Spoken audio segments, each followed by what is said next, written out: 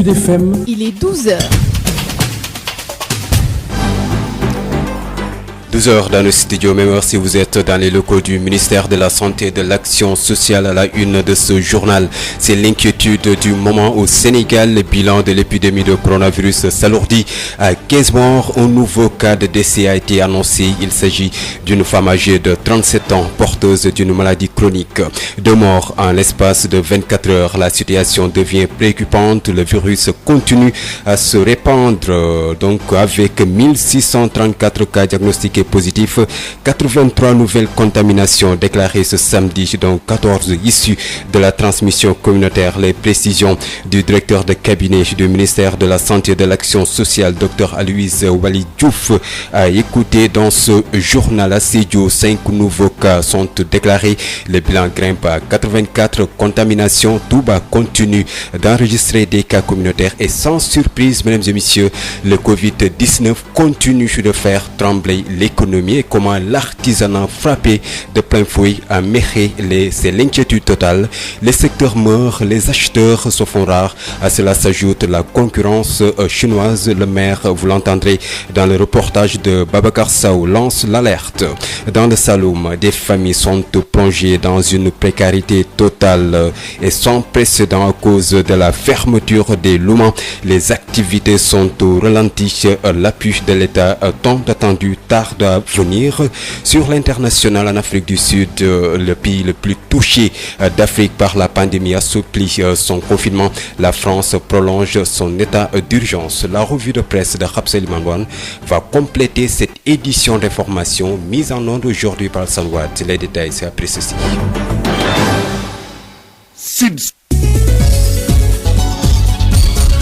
Babacar Samb qui vous dit bonjour et bienvenue au nouveau cas de décès lié au Covid-19 recensé ce samedi par le ministère de la Santé et de l'Action sociale. Il s'agit d'une femme âgée de 37 ans demeurant à Fass. Décès survenu vers 4 heures du matin. La victime était porteuse d'une maladie chronique, ce qui porte le bilan à 15 morts. 1634 cas sont à ce jour déclarés positifs au Covid-19 dans le pays. 83 nouvelles contaminations donc annoncé ce samedi, dont 14 issus de la transmission communautaire. Dr Aloyse Waly Diouf, directeur de cabinet du ministère de la Santé et de l'Action sociale, que je vous propose d'écouter. Ce samedi 9 mai 2020, le ministère de la Santé et de l'Action sociale a reçu le résultat des examens virologiques ci-dessous. Sur 848 tests réalisés, 83 sont revenus positifs, soit un taux de positivité de 9,78%. Les tests positifs sont répartis comme suit. 69 cas contacts suivis par nos services. 14 cas issus de la transmission communautaire répartis entre Fass 1 cas, Parcelles Assainies 5 cas, Mbao 2 cas, Médina 2 cas et Touba 4 cas. 32 patients hospitalisés ont été contrôlés négatifs et déclarés guéris. 7 cas graves sont pris en charge dans les services de réanimation de l'hôpital Fann et de l'hôpital principal. Le Sénégal vient d'enregistrer son 15e cas de décès lié au Covid-19.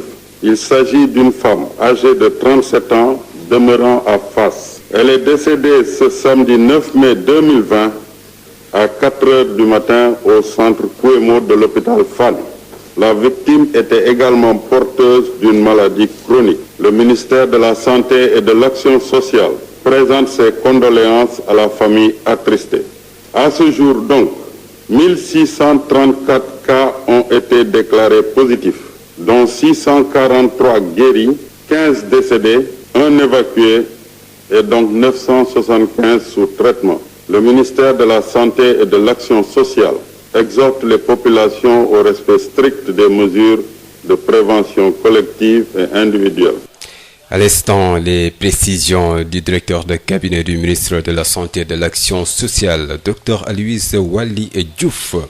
À Sédhiou, 5 nouveaux cas sont déclarés positifs au Covid-19 sur les 39 prélèvements effectués ces 2 derniers jours, ce qui porte à 84 le cumul des malades enregistrés dans la région. Toutefois, 9 patients sont déclarés guéris, soit 75 malades sous traitement à ce jour. Correspondance Moussa Dramé.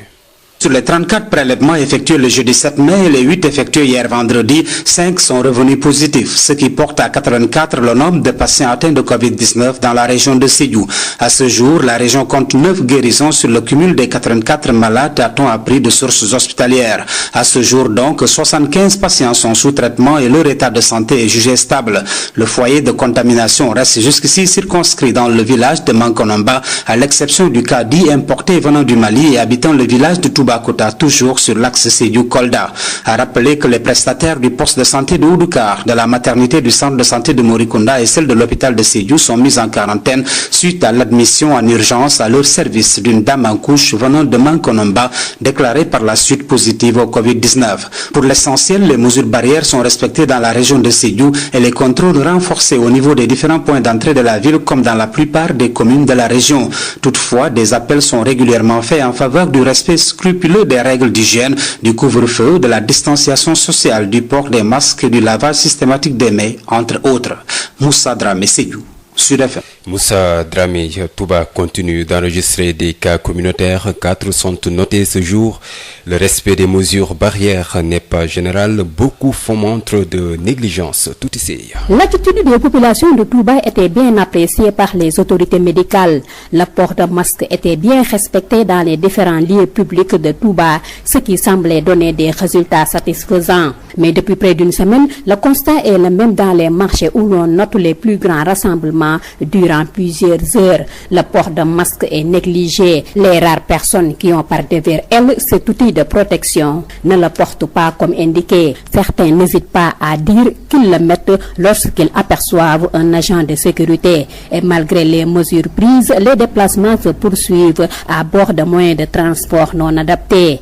Touba, qui a enregistré ce samedi 4 cas communautaires, a enregistré hier un décès qui a fait l'objet de beaucoup de commentaires. Les membres de la famille du vieux de 85 ans habitant Gouyminde à Touba rejettent le communiqué du ministère de la Santé. Ils estiment que leur parent n'est pas décédé du Covid-19, mais il souffrait de diabète. Ce jour, 6 personnes sont déclarées guéries à Touba, dont 5 au centre de traitement de Darou Mahnan et 1 au centre de traitement de Touba Toscana. Dans la commune de Mbaké, 2 cas contacts sont enregistrés ce jour. Tout ici Mbaké, Sud FM. Tout ici, quittons Touba la Sainte, direction Saint-Louis. Saint-Louis, où nous retrouvons Yves Tendeng. Yves, bonjour. Yves Tendeng, que nous allons essayer de retrouver. Retenez que la région de Saint-Louis compte à ce jour 7 cas positifs enregistrés depuis le début, dont 2 qui sont présentement sous traitement au centre de prise en charge de l'hôpital régional. 26 cas contacts et 26 autres voyageurs clandestins sont également en confinement dans un hôtel de la place, nous dit Yves Tendeng. Yves, bonjour. Yves Tendeng, bonjour. Yves Tendeng, que nous allons essayer de retrouver d'un moment à l'autre. La région de Saint-Louis qui compte 7 cas positifs enregistrés depuis le début de l'épidémie, dont 2 qui sont présentement sous traitement au centre de prise en charge de l'hôpital régional. Yves Tendeng, vous m'entendez? Oui, Babacar Samb, vous l'avez dit, il s'agit donc bien sûr des 2 cas positifs enregistrés la semaine dernière.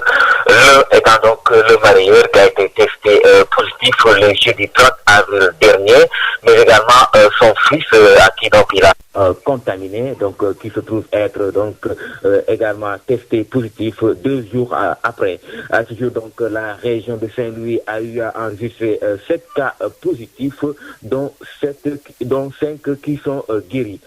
Signalez donc que 26 cas contacts, notamment les personnes ayant entré en contact avec ce marieur, sont confinés présentement, et ce depuis une semaine dans un hôtel de la place.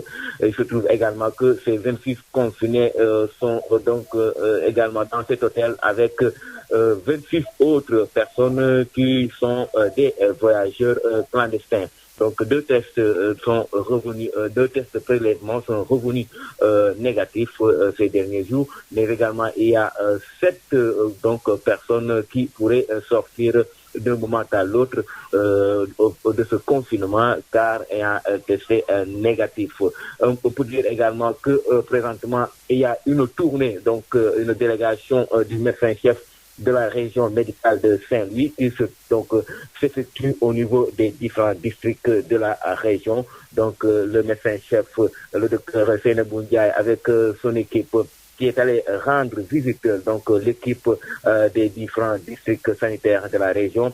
Notamment, le but est de constater l'état des équipements sur place, mais également dans le but de réarmer ces troupes. Voilà ce qu'on peut dire, Babacar, par rapport à cette situation au niveau de la région de Saint-Louis, donc qui comptabilise depuis le début de cette pandémie 7 cas positifs, dont 5 guéris et 2 qui sont présentement sous traitement au niveau de l'hôpital régional de Saint-Louis avec 52 confinés, dont 26 cas contacts de ce marieur, mais également 26 autres qui ne sont que des voyageurs clandestins. C'était donc Yves Tendeng depuis Saint-Louis pour Sud FM. Merci à vous Yves Tendeng. Toujours dans l'actualité liée au coronavirus, la pandémie qui ne cesse de causer des dégâts, notamment sur le plan économique, le secteur de l'artisanat sérieusement affecté à Mékhé. Les acteurs sont inquiets, le maire tire le signal d'alarme. Ce corps de métier risque de mourir à cause des intrants qui viennent de la Chine. Les artisans n'arrivent plus à trouver acheteurs pour écouler leurs produits. Babacar Sow. Mékhé, ville du cuir et capitale de l'artisanat, ressent durement les effets négatifs du coronavirus. L'artisanat, un corps de métier qui non seulement a du mal à accéder aux intrants à cause du confinement, mais ne peut pas importer le produit déjà confectionné. Une situation qui freine l'économie globale avec l'arrêt du tourisme. Maguette Wade, maire de la commune de Mékhé. L'impact du Covid sur le secteur de l'artisanat. Je dois vous affirmer que le Covid a un impact fort négatif sur le secteur parce que les artisans, notamment les artisans du cuir, des posés cuir, ont du mal à accéder aux intrants. Il n'y a plus de possibilité de mouvement dû au confinement. Les importations ont été ralenties, notamment en ce qui concerne les produits artisanaux. À cela s'ajoute le ralentissement de l'économie globale qui a freiné le tourisme, évidemment, qui a freiné le déplacement des clients du secteur. Ce qui fait qu'aujourd'hui, Mékhé, la capitale de l'artisanat, dans toutes ses composantes, est touchée de plein fouet par le Covid-19. Une situation aggravée par la fermeture du marché Louma du lundi qui permettait à la commune de renflouer ses caisses. Des recettes qui passent avec la maladie de 12 millions par mois à 2 500 000. D'où l'importance de la lutte pour vaincre le coronavirus selon Maguette Wade qui demande à l'État de ne pas oublier le secteur de l'artisanat. Aujourd'hui, Mékhé, la capitale de l'artisanat, la cordonnerie, la poterie, la vannerie, la mécanique, tous ces secteurs, la broderie, sont touchés de plein fouet. Et la ville elle-même souffre énormément de la fermeture du Louma, le marché du lundi, qui permettait à la commune d'avoir des recettes fort substantielles. Aujourd'hui, les recettes de la commune passent de 12 millions mensuels à 2,5 millions. C'est à l'instar de tout ce qui se passe dans le monde, dans le pays. Ngaye Mékhé souffre à l'instar de toutes les autres communes du Sénégal. Notre vœu le plus cher, c'est de lutter pour que le coronavirus disparaisse. Tivaouane, Babacar Sow pour Sud FM. Babacar Sow, situation difficile également des écoles privées de Ziguinchor, très affectées par la crise sanitaire du Covid-19. Ces écoles privées dans la tourmente en ce moment réclament le soutien de l'État. Pas d'élèves, pas d'entrée d'argent. Elles ont du mal à subvenir à certaines charges afférentes à leur fonctionnement. Les détails avec vous, Ignace Dey. Privées de soutien et d'appui, les écoles privées de Ziguinchor sont en ce moment dans la tourmente. Pas d'élèves, pas d'entrée d'argent. Difficile de régler les charges afférentes au fonctionnement de l'établissement.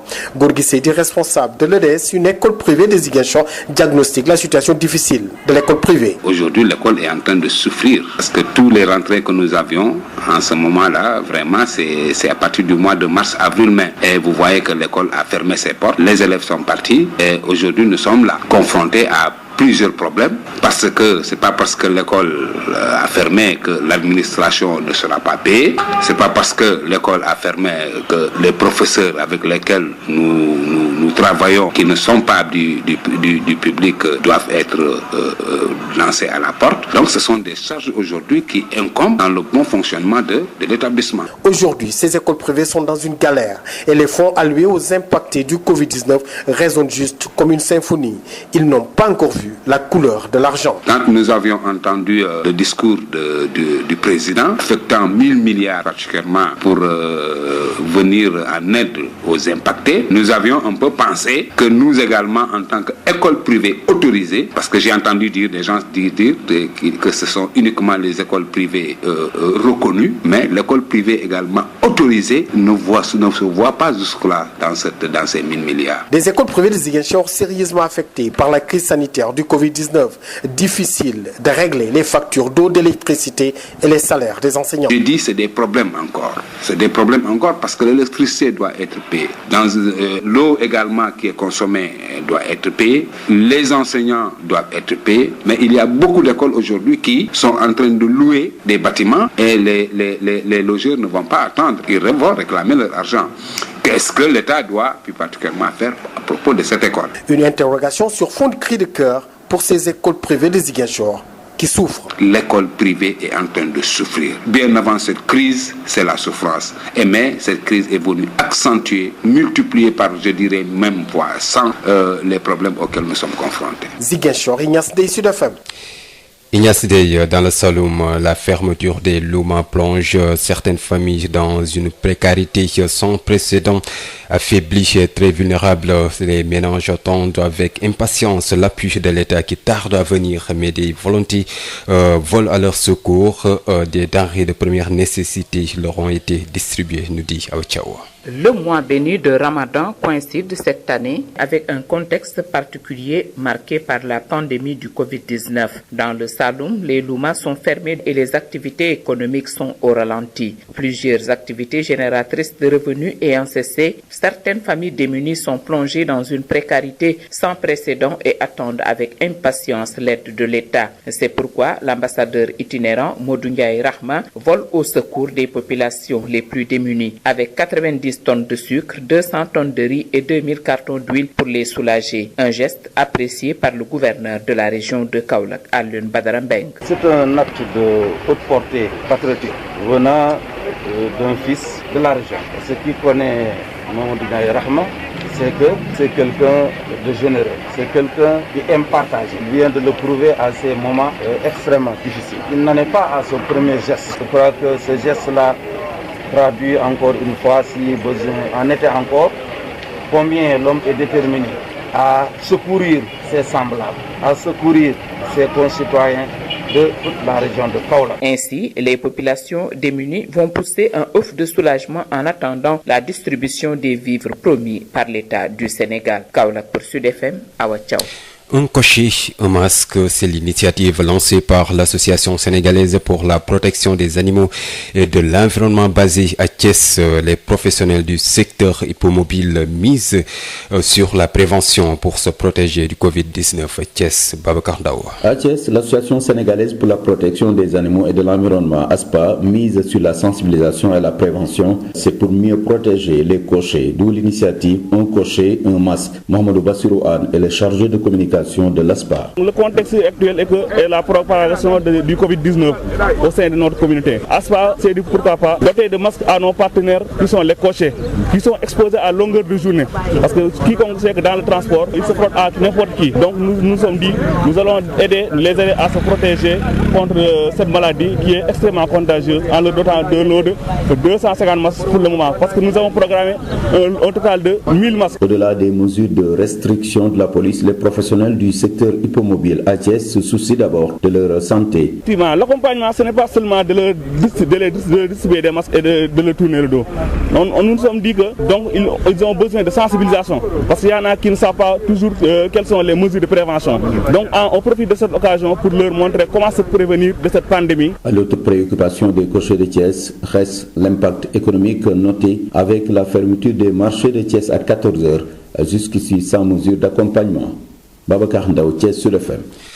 Babacar Ndaw, au marché Arafat de Grand-Yoff, les commerçants qui s'activent à la vente de produits non essentiels ont ouvert boutique ce matin malgré la mesure d'interdiction, ceci après concertation avec le maire de la commune qui les a autorisés à continuer donc leurs activités ce samedi. Pour ces commerçants, en tout cas, la mesure de réorganisation des jours d'ouverture et de fermeture des marchés devrait être revue. Suivons ce reportage signé Fatoumata Diallo. Après concertation avec l'édile de Grand-Yoff, les commerçants des produits non essentiels ont ouvert boutique ce matin. Un arrangement a été trouvé entre les deux parties. C'est ce que nous explique ce monsieur qui est réparateur de téléphones portables. Avant-hier, on nous a annoncé qu'il nous a donné encore le samedi. Bon, c'est normal parce que on ne peut pas dire à deux Sénégalais, celui-là va travailler 3 jours, l'autre va travailler 2 jours. C'est pas normal. Il poursuit en disant que les marchés devraient être fermés que les dimanches en cette période de pandémie. Vendeurs de denrées alimentaires comme vendeurs de produits non essentiels, tous devraient ouvrir boutique. Il doit surseoir sur cette décision, laisser les gens au moins travailler du lundi au vendredi et arrêter les 2 jours. Parce que avec cette méthode-là, moi je dis que c'est pas intelligent. Selon House Diop, adjoint au délégué du marché et vendeur de plantes médicinales, il fallait trouver un consensus pour qu'il y ait un équilibre sur les jours de vente. Il fallait négocier avec le préfet et le maire pour qu'on puisse équilibrer un peu les jours de travail. Parce que pour les gens qui vendent les produits non essentiels, ils devaient vendre 2 jours. 2 jours par semaine, ça fait 1 semaine dans le mois. Donc on est allé voir le maire pour discuter avec lui, pour lui dire qu'au moins il faut travailler 3 jours pour qu'il puisse équilibrer. Donc c'est une requête qu'ils nous ont acceptée. Ils ont dit que les commerçants peuvent travailler le samedi. Au marché Arafat de Grand-Yoff, les tailleurs et vendeurs de produits non essentiels ont ouvert boutique. Ceci après concertation avec l'autorité municipale. Selon les commerçants, interroger les autorités administratives avant qu'elles ne prennent une quelconque décision devrait impliquer tous les acteurs concernés pour trouver une solution à l'amiable.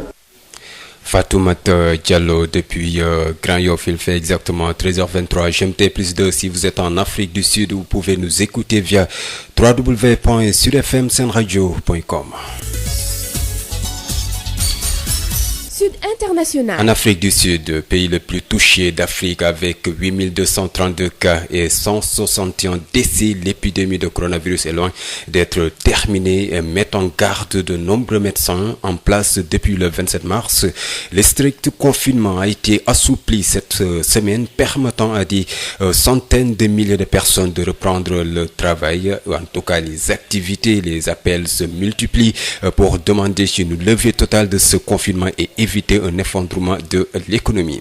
En France, l'Assemblée nationale a voté dans la nuit de vendredi à samedi en première lecture le projet de loi prolongeant l'état d'urgence sanitaire jusqu'au 10 juillet et qui intègre les enjeux du déconfinement progressif. À partir de lundi, les députés ont adopté le texte à main levée. Et puis, toujours dans l'actualité hors de chez nous, autre que celle liée au Covid-19 au Malawi, la justice a confirmé la tenue d'un nouveau scrutin présidentiel le 2 juillet prochain. La Cour suprême a débouté le 8 mai le président sortant élu en 2014, Peter Mutharika, qui contestait l'annulation des élections de mai 2019. Selon les juges, les fraudes caractérisées lors de ce premier scrutin ne permettent pas de valider les résultats. À présent, la revue de presse avec Raps Ilmanouane. La revue de la presse sur Sud FM. Sud Quotidien, Wolf Quotidien, Le Soleil, Le Populaire, l'Obs. La revue de la presse sur Sud FM. Écoutez la différence. CSIP, ñëpp ràññee ko ci compagnie sénégalaise industrielle de PVC, est une société spécialisée dans la production et la commercialisation de tuyaux en PVC et en PHD. ñëpp ko ràññee ci réew mi ndax liggéey bu mucc ayib. sous-région bi fu nekk la ñuy fàqee di ñëw fii nga xam ne mooy Sénégal rafetlu seen liggéey lool naw leen lool. ñu leen di proposer gamme boo xam ne dafa jëm ci diamètre 20 ba diamètre 400 mm lépp jëm ci ay évacuation, assainissement, pression ak adduction d'eau potable. potable. Nous avons aussi des tubes télécom et des tubes orange. Loo namm ci tube orange wala tube télécom fekk ko ci ñun. Nous disposons aussi d'un parc industriel relativement jeune. Amit laboratoire boo xam ni bokk na ci yi nga xam ni moo mujjee génn ci àdduna bi. Amit capacité de production bu doy. Loo ci soxla rek ñu defal la ko. Ba noppi it dañ lay jàppale ci rapport qualité prix toppatoo la xool say bëgg-bëgg gunge la jàppale la am nañu équipe bu dynamique boo xam ni loolu rek moo ko tax a jug dañuy fexe client bii bëgg lool di kontaan lool lu ñu la jox nga ne gongo. Compagnie sénégalaise industrielle de PVC ña nga ca domaine industriel de Diamniadio lo numéro 66 appelez-nous au 33 950 54 54 woo leen ci 33 950 54 54 70 569 03 69 70 638 00 71 mail csip@csip.sn. Visitez notre site web www.csip.sn. À l'établissement Mbaye Frères, votre confort à l'aide d'une production et distribution locale de qualité est notre unique priorité. À cet effet, nous vous proposons ce qui se fait de mieux en matière de confection de double vitrage, qui est un procédé qui permet une totale isolation acoustique et thermique. Plus de nuisances sonores, plus de transfert de chaleur et moins de dépenses d'énergie. L'établissement Mbaye Frères, c'est également un équipement de dernière technologie en ce qui concerne les finitions de verre, polissage prestige, biseautage 45 degrés, découpe sur gabarit. À l'établissement Mbaye Frères, tout le savoir-faire et l'expertise locale sont mis à la disposition pour une parfaite prise en charge de vos besoins et une totale satisfaction de notre clientèle. Adresse HLM 1, rue 13, avenue Cheikh Ahmadou Bamba, Dakar. Téléphone 33 864 75 15. CSIP et les établissements Mbaye et Frères vous offrent la revue de presse. Bonjour. La propagation du Covid-19 avec la liste macabre qui s'allonge et la convocation de l'imam de Léona Niassène hier, tels sont les sujets qui intéressent le plus la presse du jour. Résilience alimentaire, le casse-tête du riz, c'est le titre qui barre la une de Sud Quotidien. Le quotidien du groupe Sud Communication indique que le plan national d'autosuffisance en riz est toujours en quête d'autosuffisance depuis 2014. Lancé cette année par le président de la République Macky Sall dans un contexte international inhabituel où les plus grands exportateurs de riz comme l'Inde étaient devenus progressivement des importateurs, le PNAR en 2017 reste encore une équation difficile à résoudre malgré des centaines de milliards injectés dans des programmes comme le PNAR. Le confrère de l'Avenue Bourguiba donne la parole au chercheur à l'ISRA Oumar Ndao Faye. Il soutient qu'il est temps de revoir objectivement et scientifiquement les problèmes. Baba Diallo, qui est producteur de riz dans la vallée, déclare qu'il faut auditer le PRACAS et le PNAR. Au moment où le directeur général de la SAED, Aboubakry Sow, rapporte qu'1 15 000 tonnes de riz paddy ont été produits. 1000 milliards de questions, c'est le titre qui barre la une de l'enquête qui consacre tout un dossier au fond. Force Covid-19. Le confrère relève des efforts largement en deçà des défis dans les dossiers de la santé, de l'éducation et de l'agriculture. L'enseignant-chercheur Cheikh Faye est convaincu qu'on devrait mettre en place un plan Marshall pour le système sanitaire. La transition est toute trouvée pour nous intéresser à la situation du Covid-19 dans notre pays. Le Sénégal enregistre un 14e décès lié au coronavirus, 5 jours. 5 morts. La dernière victime, âgée de 85 ans, habitait à Guimind. Il est décédé au niveau de l'hôpital Matlaboul Fawzeyni de la cité religieuse. Touba enregistre son 2e décès. Source A relève la controverse autour du 14e décès du coronavirus à Touba, avec sa famille très en colère. Serigne Abdou Karim Mbacké, neveu du défunt, déclare, je cite, « Le décès de Serigne Abdou Karim Mbacké n'a aucun rapport avec le coronavirus. Mon oncle était malade depuis plus de 10 ans. » Fin de citation. Il poursuit que le défunt s'était mis en autoquarantaine bien avant l'arrivée de la pandémie au Sénégal. Il était diabétique et c'est pour cela qu'on a amputé ses 2 jambes depuis longtemps. Le neveu du défunt fait savoir que la maison mortuaire n'a pas été désinfectée jusque-là et aucun membre de la famille n'a été mis en quarantaine. Propagation du coronavirus, le Sénégal franchit la barre des 1500 cas, indique l'AS. Ces chiffres suscitent de grosses inquiétudes dans la mesure où le pays manque particulièrement de structures pour la prise en charge des malades. Dakar s'approche des 1000 cas recensés depuis l'apparition du virus. D'après Libération, Le Soleil affiche à sa une que 239 patients guéris en 5 jours. Malgré l'augmentation de nouveaux cas positifs au Covid-19, le quotidien national fait savoir que le nombre de patients sous traitement a considérablement diminué cette semaine. Restons dans la folie du Covid-19 avec Tribune, qui rapporte que des imams et muezzins sont convoqués et arrêtés. Le confrère relève également des manifestations et une tentative d'assassinat d'un fils sur son père. L'imam de Léona Niassène convoqué puis libéré avec la convocation de l'imam de la grande mosquée, son second et le porte-parole de la famille par la police. Le pire a été évité de justesse hier à Léona Niassène. Selon les Échos, une foule de talibés et de proches avaient suivi l'imam et ont envahi le commissariat. Le khalife s'est également rendu au commissariat. Restons avec le khalife de Léona Niassène qui se radicalise et lance: nous allons ouvrir la mosquée et nous allons prier. Cheikh Ahmed Tidiane Niass conclut en ces termes: j'attends de voir qui va nous imposer la fermeture. Léona Niassène rouvre sa mosquée et avertit l'État, ajoute Vox Populi. 24 heures relaie les propos du khalife: on ne fermera pas la mosquée, et il rappelle au président Macky Sall qu'il a été élu par Léona Niassène. Avec la violation de l'interdiction de prière du vendredi, Covid ne fait pas foi, titre le quotidien qui rapporte que le khalife de Léona Niassène lance: nous attendons la police de pied ferme. Au moment où, selon le confrère, avec 4 nouveaux cas, Médina Gounass continue de prier le vendredi. Stade, le quotidien du sport, titre ce matin sur Mané, Nyon, Diallo et Crépin déchaînent les passions. D'après Stade, le quotidien du sport, Sadio Mané est le lion qui fait rêver Zidane. Mbaye Niang fait bouillir d'envie Marseille alors que Habib Diallo séduit Chelsea et Tottenham. Crépin Diatta, lui, aguiche le Milan et l'Ajax. Terminons par Sunu Lamb avec le cours magistral de l'expert Djibril Seck de l'INSEPS. Départ de Alioune Sarr, gestion du CNG et démission en cascade. Djibril Seck confie à Sunu Lamb que si on se focalise sur une seule personne, on peut tout fausser. Il ajoute: une démission ne règle rien. C'est tout. À vos journaux et très bonne lecture. CSIP, ñëpp ràññee ko ci compagnie sénégalaise industrielle de PVC, est une société spécialisée dans la production et la commercialisation de tuyaux en PVC et en PHD. ñëpp ko ràññee ci réew mi ndax liggéey bu mucc ayib. sous-région bi fu nekk la ñuy fàqee di ñëw fii nga xam ne mooy Sénégal rafetlu seen liggéey lool naw leen lool. ñu leen di proposer gamme boo xam ne dafa jëm ci diamètre 20 ba diamètre 400 mm,